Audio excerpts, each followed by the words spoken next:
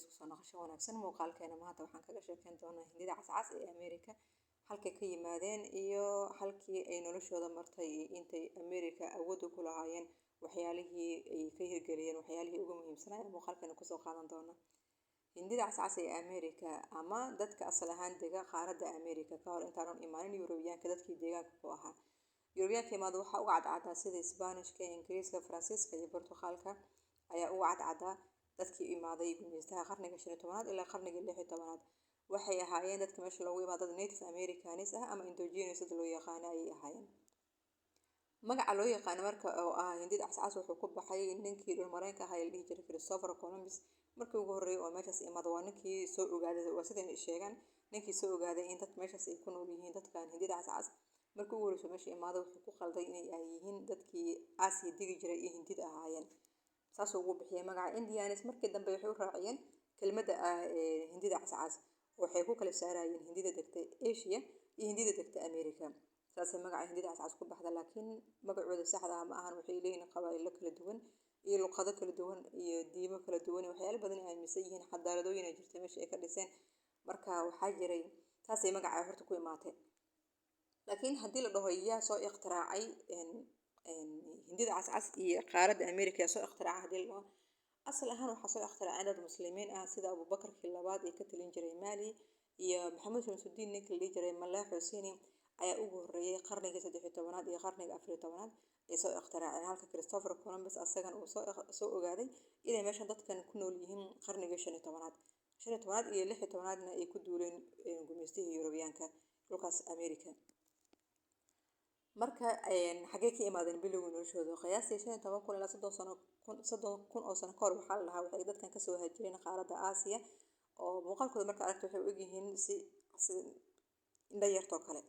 yartoo kale shabahan. Marka taariikhyahanadu waxay sheegaan in Hindiya iyo indho yartii dhulkaas ka soo hajiray 15 ilaa 30 oo sano kahor inay yihiin dadkan, waxayna soo mareen dhulka u dhexeeya Serbia iyo Alaska, halkaasay ka soo galeen Ameerika. saasay taariikhyahanada sheegaan. dadkani waxay ku fidiyeen waqooyiga iyo koonfurta Ameerika xadaaradooyin kala duwan sida xadaaradda la dhihi jiray xadaaradda Inca ee ka dhisnayd koonfurta Ameerika sida Peru. waxaa kaloo jirta xadaarad la yiraahdo xadaaradda Maya ee aas-aaseen dadkan hindida cascas loo yaqaano ee ayadan ka tiri jirtay bartamaha Ameerika sida Guatemala iyo Mexico ilaa maanta ay ku dambeyso dhismayaasha qadiimiga ah ee hadda maanta loo dalxiiska tagay ee ka dhisan weli Mexico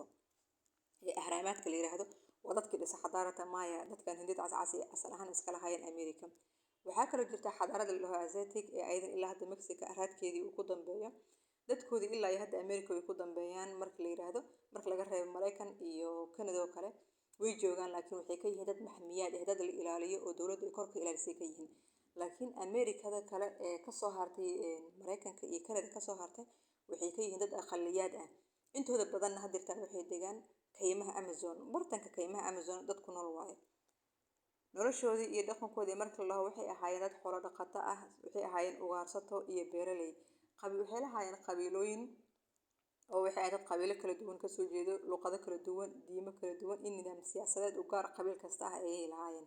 waxay aaminsanaayeen dabeecaddu inay tahay hooyo. waxaa jiray inay ixtiraam weyn u haayeen dhulka, biyaha iyo xayawaanaadka oo ilaa maanta dadka ku nool kaymaha Amazon ee kasoo haraadiga dadkan ah inay yihiin weli dad dhaqankoodii iyo fikirkoodii hore ee dad aaminsan inay weli yihiin. marka Yurubiyaanku yimaadeen 1492 Christopher Columbus ayaa Ameerika wuxuu u bixiyay inay yihiin magacan hindida cascas, laakiin waa magac ku dhacay si qalad ah, laakiin ilaa iyo maanta taariikhda loo hirgeliyay oo noqda magacooda saxda ah ee dadka u yaqaaneen. marka dadkan maxaa sababay inay dabar go'aan? hadda soo sheegnay dad leh xadaaradooyin sida Inca, Maya, Aztec ilaa iyo maanta raadadkoodii, dhismahoodii, dadkoodii weli ay dambeeyaan inay haddana burburto oo Yurubiyaanka ugu soo duulay ay maanta ay awood ka leeyihiin Ameerika. maxaa sababay? Yurubiyaanka markay ku soo duuleen Ameerika, dadkan waxaa lagu qaaday dagaal dhinac walba ah oo waxay ahaayeen dad xadaarado lahaayeen, laakiin maysan jirin hub iyo ma lahayn. laakiin waxay ahayd sida kale dhanka dhismaha iyo nolosha kale iyo beeraha iyo dad dhinacaas horumar kale sameeyay ayay ahaayeen. laakiin dhanka tiknoolajiyadda iyo hubka marka la dhaho dad oo waxay ahaayeen bidaa'iyiin ah oo ku dagaalamo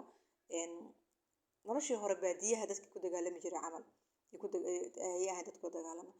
marka Yurubiyaanka markay meesha kusoo duuleen waxay ku sameeyeen in loo keeno cudurro fayrusyo sida jirta coronavirus oo kale dadku waxay dhahaan waa la abuuray marka Yurubiyaanka ku duuleen America ay qabsadeen dadkan ugu tageen waxaa loogu tagay dad haysto dhul barwaaqo ah beera leh hantiilayaal ah meesha loogu tagay laakiin aan waxba haysanin oo sacabwali ah waxba dhanin marka waxaa lagu sameeyay waxaa loo geeyay kala macaawinay marka hore ku bilaabeen in macaawina loo geeyo sida bustayaal loo geeyo bustayaasha marka bustayaal waxay ahaayeen wasaqadaysan oo lagu alshan fayrusyo iyo bakteeriya iyo wax leh ayaa loo geeyay si dadkan marka cudurro safmar ah ay ugu dhacaan sidii la rabayna way ku dhacdo dadka cudurro safmar ah ku dhacay u dhamaadeen markii dambena dagaal lagu qaaday ilaa ay markii dambe ay ogolaadeen in dhulkoodii bar ay dhiibaan si nabad ay u helaan barka kale ee dadkoodii ku noolaadaan oo qaaradda America kala bari Yurubiyaanka siiyeen barka soo harsay nabad ugu noolaadaan laakiin ninka Yurubiyaanka ah wuxuu ahaa nin damac badan intii la siiyay ku filnaa weysay ilaa ay dadkii lagu amray inay lugeeyaan malaayiin kiiloomitir aan dhihi karnaa inay lugeeyaan lagu qasbo dadkan ilaa dadka lugtii qaarkood ay dhex ku sii dhamaadeen ilaa ay kaymaha Amazon maanta ay ka galaan kaymaha Amazon hadda maanta bartankooda ku nool yihiin waxa nolol u ah xataa aysan dad xirta aysan ahayn ay ku nool yihiin inay xaasi iyo waxaas ay harooyinka ka soo baxsadaan ay ku nool yihiin iyo inay qabaa'ilad badaa'iyad camal u dhaqmaan inay kaymaha xayawaano soo dishaan xayawaanadaas dubtaan iyo aan dad daawo lahaynin iyo ayaga inay dhirtaas isku daaweeyaan maahane waa dad maanta nolosha maanta ay ku nool yihiin waxaan dhihi karnaa waxaa baday gumeystihii meesha ugu tagay xilligii gumeysiga iyo daaweynta iyo cashan iyo dowladeynta cusub ee Yurubiyaanka marka ka hadalna qarnigii 18aad iyo qarnigii 19aad markii la dhisay Mareykanka USA waxaa la qaaday dhulka Hindida waxaana lagu qasbay inay u guuraan meelaha loo yaqaan reservations dib cashan inay u guuraan meelaha maxamiyada ah meelo dawladdu ugu tala gashay inay deegaan oo lagu ilaaliyo waxaa laga ilaaliyaa marka inay dib u soo noolaadaan ay maxaa la yiraahdaa xadaaradooyinkooda luqadoodii noloshoodii ay soo noolaato dad laga ilaaliyo waaye oo waxaa loo sameeyay xataa iskuulo loo sameeyay meesha calashaan wax lagu sameeyay dhaqid lagu sameeyay ayaa dadkaas loo furay waxaa dhacday dhacdooyin xanuun badan sida in socodkii loo yaqaan socodka oohinta oo kale socodka hadda ka sheekeeyayna dadka lagu amray inay socdaan ee qaarkood wadada ay ku sii dhamaadeen xaaladahooda maanta marka waxaa jira ilaa 570 qabiil oo rasmi ah oo maanta ka haray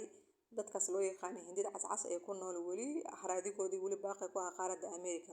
dadka asaliga ah waxay haystaan xuquuqo sida Mareykanka iyo Kanada oo kale laakiin dadka Latin America kale ku nool ma haystaan xuquuqahaas waxaa kaloo jiray in maalin qaran loo sameeyay America kale in indigenous people day maalin ay isku imaadaan ay alshan dabaaldeg iyo waxay sameystaan loo sameeyay marka gunaanadka marka hadda dadkan hadda aan isku soo koobno waxay ahaayeen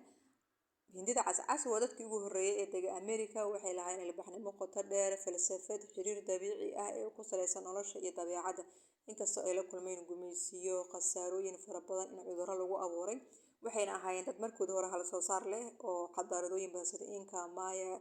samaystay ayaa muuqaalkan intaan ku soo gabagabeeyay haddii muuqaalkan uu xiiso geliyo waxaan rajaynayaa inaad like share commentiga xaggaada subscribe ta aanu samaysid muuqaalkan ku soo xigna insha Allah maanta soo dhawaada